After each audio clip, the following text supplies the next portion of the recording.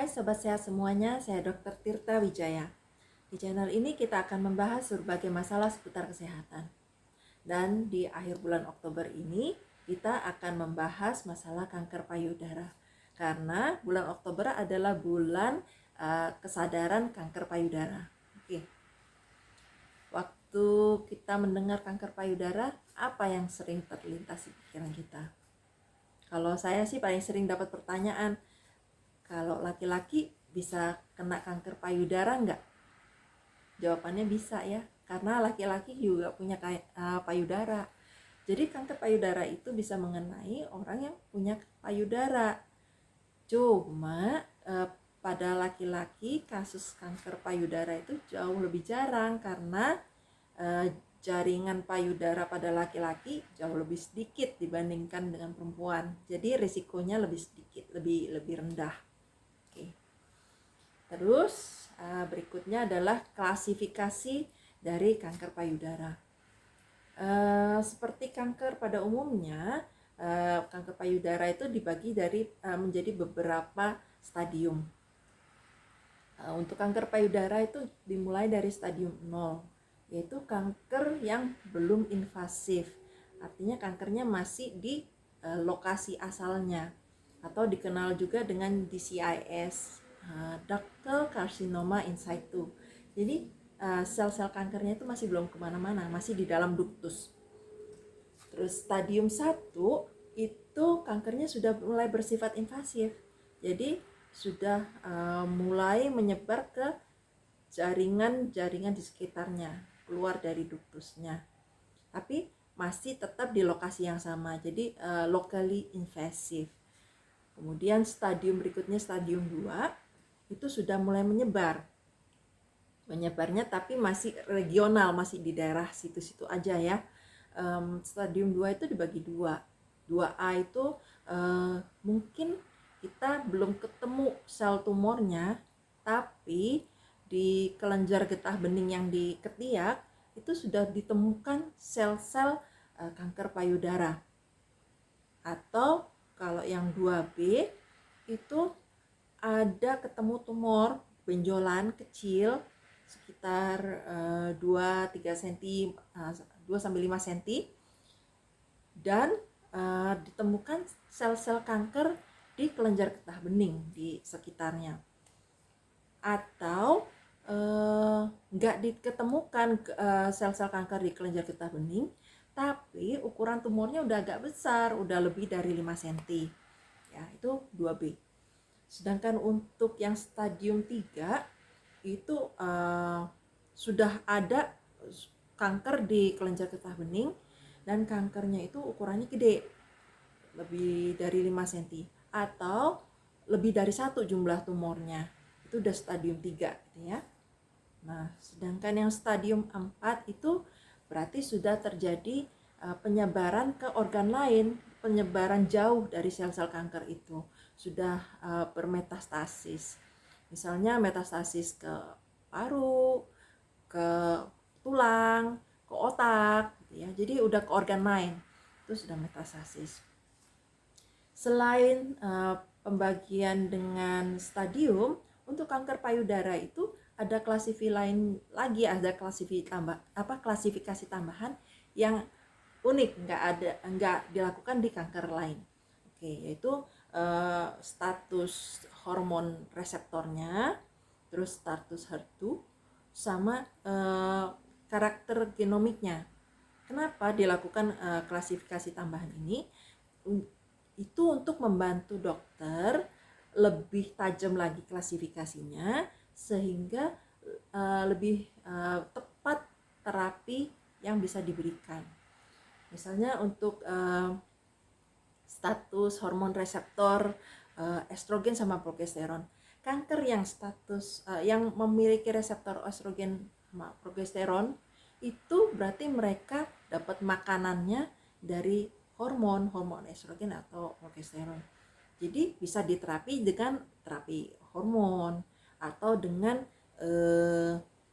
menghancurkan ovarium, indung telur, supaya tubuh kita nggak menghasilkan hormon-hormon yang memberi makan si sel-sel kanker itu, gitu kan. Itu salah satu terapi.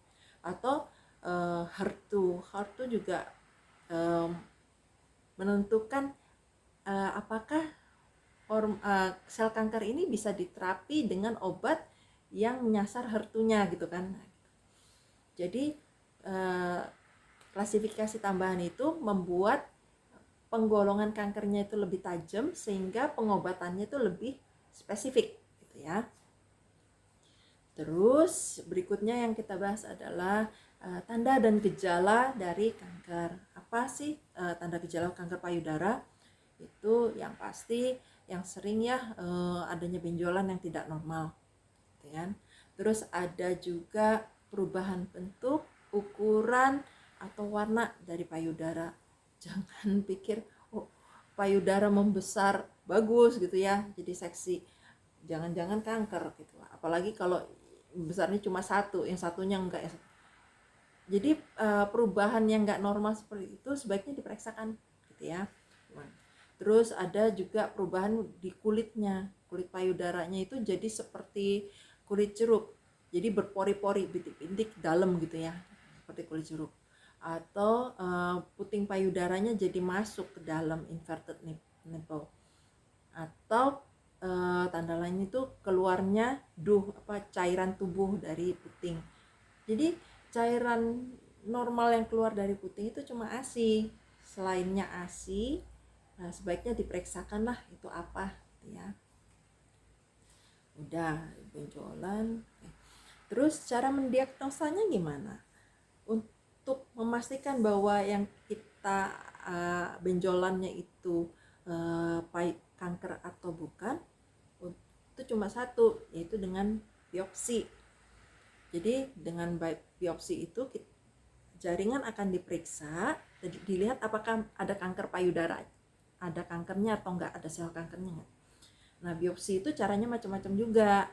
Ada FNAB atau fine needle aspiration biopsy, ada core biopsy, ada juga yang angkat jaringan langsung dengan operasi terbuka.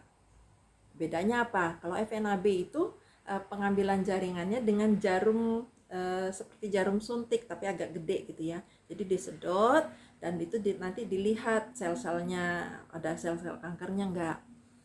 Nah, cuma kalau kurangannya karena jaringan yang diambil itu terbatas ya, karena ngambilnya pakai jarum gitu ya.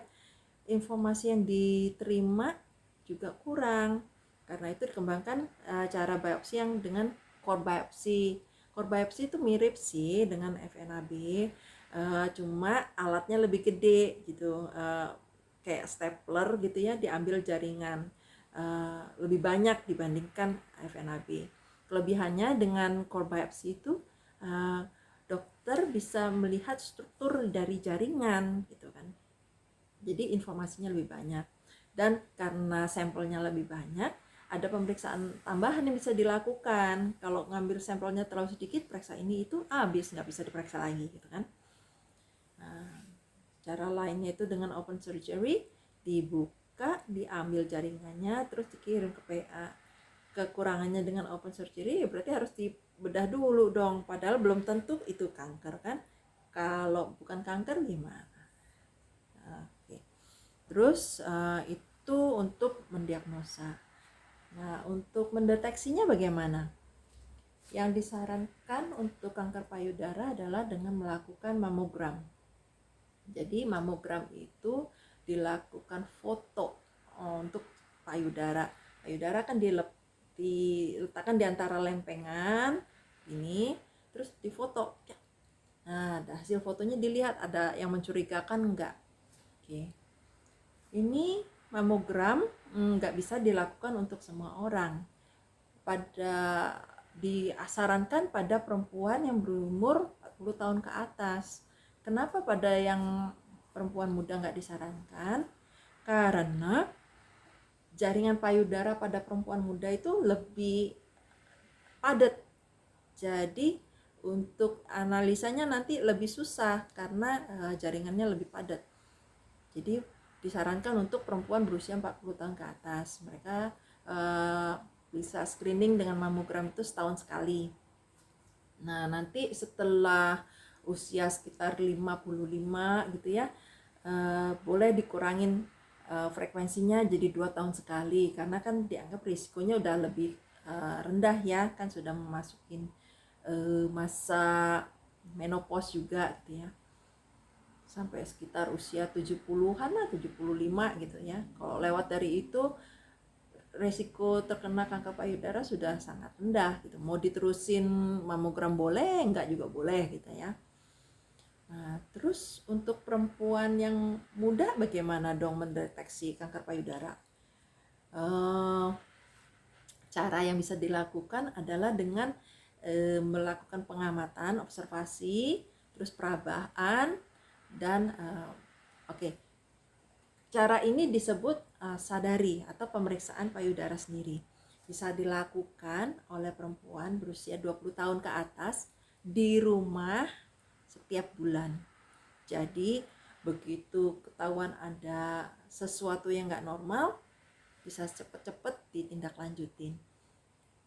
Cara melakukannya, pertama, kapan kita melakukan pemeriksaan payudara sendiri?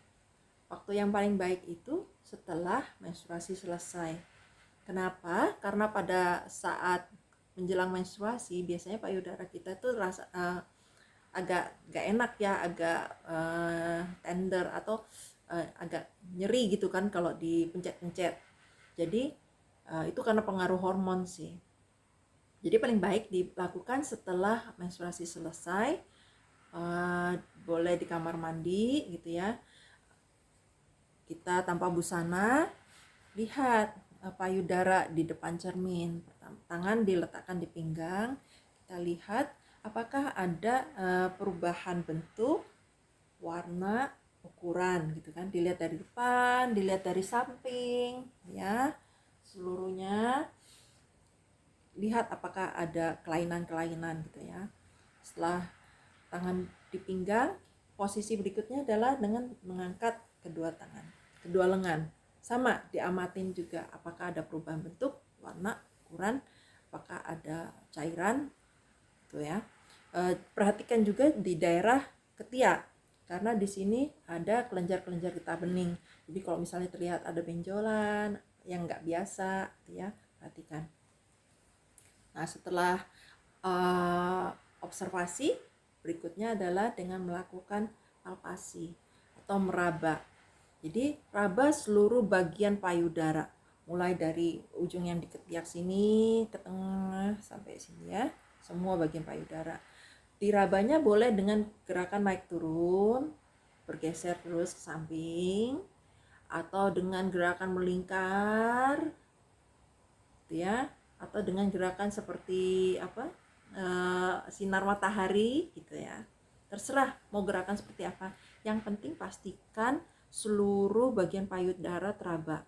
Merabanya dengan bagian rata dari jari kita ya, ini bagian yang sensitif gitu. Jangan gunakan sini karena lebih susah. Digunakan bagian ini. Untuk payudara kiri gunakan tangan kanan, untuk payudara kanan gunakan tangan kiri ya. Nah, setelah diraba, kalau teraba ada penjualan yang nggak biasanya, perhatikan daerah mana, periksakan ke dokter. Nah, berikutnya adalah dengan memencet puting payudara. Jadi kadang waktu kita gerakkan begini aja udah keluar tuh cairan dari puting, atau waktu kita raba, tapi kadang nggak keluar, cuma waktu kita pencet keluar gitu ya. Itu sama, laporkan, periksakan ke dokter. Itu adalah pemeriksaan payudara sendiri. Kenapa kita perlu lakukan secara rutin? Supaya kita mengenalin kondisi payudara kita. Jadi begitu ada perubahan apapun, kita cepat tahu, cepat bisa melakukan tindak lanjut. Jadi kanker payudara ini sebenarnya penyebab pastinya sebagian besar belum diketahui. Ada memang sebagian kecil yang disebabkan faktor keturunan gitu kan, karena adanya mutasi gen, tapi sebagian besar nggak diketahui. memang ada faktor-faktor resiko yang menyebabkan tingginya kemungkinan terjadi kanker payudara. Tapi faktor resiko itu bukan berarti yang mempunyai faktor risiko pasti terkena kanker payudara, enggak. Jadi itu menunjukkan resiko aja, peluang terkenanya aja. Nah, karena penyebabnya belum diketahui, pencegahannya juga belum diketahui. Itulah pentingnya kita melakukan pemeriksaan rutin supaya kita mengetahui secara dini begitu terjadi, karena sulit kan dicegah. Jadi yang bisa kita lakukan adalah mengetahui secara dini supaya bisa dilakukan penanganan awal. Semakin awal kita melakukan penanganannya, semakin mudah itu kankernya belum nyebar kemana-mana gitu kan. Dan hasil terapinya juga bisa lebih bagus ya. Nah, sedangkan untuk kanker payudara yang sudah diketahui misalnya karena mutasi gen gitu ya, bisa dilakukan pencegahan seperti yang dilakukan artis itu Angelina Jolie. Dia karena berisiko tinggi ada mutasi gen, dia angkat seluruh jaringan payudaranya gitu kan, supaya kalau nggak ada payudara kan nggak mungkin terkena kanker payudara gitu kan. Nah, jadi itu pentingnya melakukan pemeriksaan rutin dan deteksi dini. Setelah terdeteksi, apa yang dilakukan? Terapi. Terapinya kanker payudara itu macam-macam. Karena kondisi bukan hanya berdasarkan kondisi kankernya, tapi juga kondisi pasiennya. Jadi nggak ada tuh terapi kanker payudara yang satu terapi berlaku untuk semua, enggak. Terapi untuk kanker payudara itu sangat-sangat terpersonalisasi. Jadi dilihat kondisinya pasien. Jangan mikir lagi tuh si ini kanker payudara minum obat ini bisa. Saya kanker payudara mau pakai obat itu aja deh. Nggak seperti itu. Nggak semua obat bisa dipakai untuk semua orang gitu kan. Meskipun sama-sama kanker payudara. Nah, terapinya untuk kanker yang masih lokal, yang masih belum kemana-mana, itu umumnya disarankan berupa operasi. Kenapa? Istilahnya jangan miara penyakit lah, sebelum menyebar itu mendingan diangkat.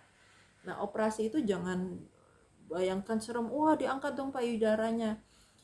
Enggak juga. Kalau payudara kankernya itu masih di lokasi yang terbatas, belum nyebar dan ukurannya kecil, ya nggak perlu diangkat seluruh payudara. Yang diangkat itu benjolannya aja, itu disebutnya lumpektomi.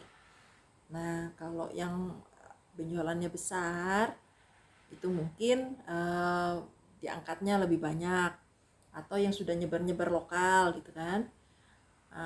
Diangkatnya pun kadang perlu dilakukan terapi sebelumnya, misalnya dengan kemoterapi atau radioterapi. Jadi tumornya itu diciutkan dulu supaya lebih gampang dilakukan operasinya. Nah, gitu kan. Terus untuk kanker payudara yang berkembang dengan cepat juga mungkin disarankan untuk dilakukan operasi gitu kan. Nah, setelah dioperasi mungkin ada yang nggak perlu diapa-apakan lagi, tapi ada juga yang perlu dilakukan terapi tambahan untuk istilahnya untuk membersihkan sel-sel kankernya gitu ya, atau untuk mencegah supaya nggak gampang balik lagi, misalnya dengan radioterapi, dengan kemoterapi, dengan targeted terapi atau hormonal terapi, atau juga bisa yang baru itu yang imunoterapi. Ya, ini cara menentukan pakainya yang mana nih, kok banyak macam-macam. Ya berdasarkan klasifikasinya tadi. Jadi kalau misalnya kankernya itu yang jenisnya hormonal, ya bisa pakai hormon terapi. Kalau dia jenis lain ya nggak bisa gitu loh. Jadi dicocokin ya. Nah, terus bagaimana untuk kanker yang udah nyebar kemana-mana? Bagaimana cara operasinya? Susah kan, karena udah nyebar kemana-mana. Itu kanker seperti itu udah nggak bisa dioperasi. Biasanya terapinya ya dengan terapi sistemik ya. Sistemik itu maksudnya seluruh tubuh gitu. Itu ya contohnya ya kemoterapi lah. Nah, kemoterapi kesannya kan serem ya, yang pasiennya muntah-muntah, rambutnya rontok. Memang sih kemoterapi itu kan cara kerjanya dengan membunuh kanker, sel-sel kanker, dan efek sampingnya kadang sel-sel yang non kanker itu kena juga, jadi efek sampingnya banyak. Cuma dewasa ini untuk kemoterapi itu dosisnya sudah bisa lebih dipertajam, sehingga efek sampingnya itu nggak seperti dulu lagi, nggak separah dulu gitu kan. Dan kalaupun misalnya ada efek samping, banyak yang efek sampingnya yang bisa kita manage. Misalnya kalau yang mual muntah dikasih obat anti mual, atau yang rambut rontok kita bisa kasih cool cap, itu yang untuk supaya mengurangi kerontokannya gitu ya. Dan lagi pula kemoterapi itu pada umumnya efek sampingnya akan berhenti setelah terapinya selesai. Jadi yang tadinya rambutnya rontok, setelah selesai nih kemoterapinya bisa tumbuh lagi gitu ya. Jadi jangan terlalu mengkhawatirkan hal-hal yang sementara gitulah gitu ya. Ya, terus ada juga terapi-terapi lain yang terkait dengan terapi kanker. Misalnya terapi untuk memperkuat tulang. Kenapa? Karena kanker payudara bisa nyebar ke tulang juga kan. Jadi dikasih obat supaya tulangnya lebih kuat, supaya nggak gampang nyebar ke tulang. Bisa juga untuk mencegah terjadinya osteoporosis gitu kan. Jadi banyak terapi-terapi kanker payudara yang ada sekarang ini, sehingga angka keberhasilan pengobatan kanker payudara juga lebih tinggi sekarang dibandingkan 20-30 tahun yang lalu. Jadi untuk sobat sehat, kalau ada kenalannya siapa yang terkena kanker payudara, beri semangat. Jangan belum udah down, aduh kanker, wah pasti enggak, karena sekarang udah banyak terapi-terapi yang bisa kita pakai untuk membantu pasien untuk memperpanjang hidup gitu ya. Jadi jangan putus asa dulu. Oke, mengenai kanker payudara sekian. Semoga yang saya bagikan hari ini bermanfaat. Kalau ada pertanyaan boleh diketik di komen. Salam sehat selalu.